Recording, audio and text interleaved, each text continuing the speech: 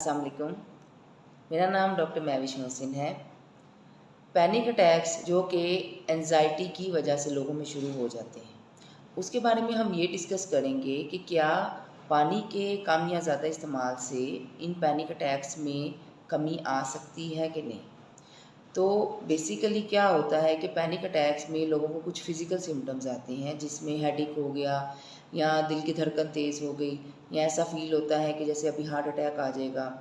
तो ये different symptoms या बॉडी पेन्स होती हैं, वीकनेस फील होती है। तो अगर एक इंसान में डिहाइड्रेशन होगी, पानी की कमी होगी, तो पानी की कमी की वजह से लोगों में हेडेक और दिल की धड़कन तेज़ भी होती है पानी की कमी की वजह से, और इसके अलावा बॉडी में फटीग रहती है।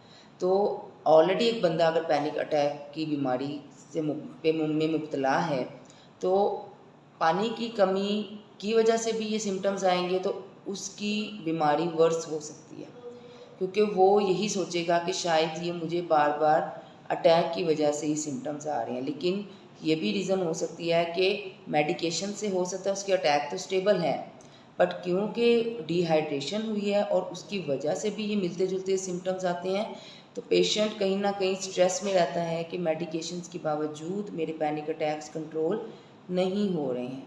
तो इसके लिए सबसे इम्पॉर्टेंट है कि आप हाइड्रेटेड रहें, स्पेशली अगर आप पैनिक अटैक्स की वजह से मेडिकेशंस भी ले रहे हैं।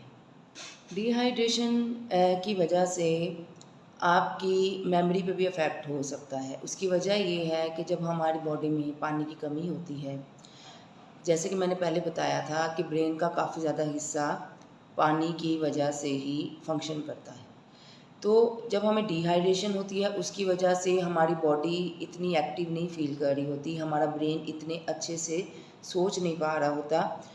मोस्टली डेली के टास्क में हम नेगेटिविटी की तरफ जाना शुरू हो जाते हैं, क्योंकि हमारा ब्रेन बॉडी फटीग में जा रही होती है।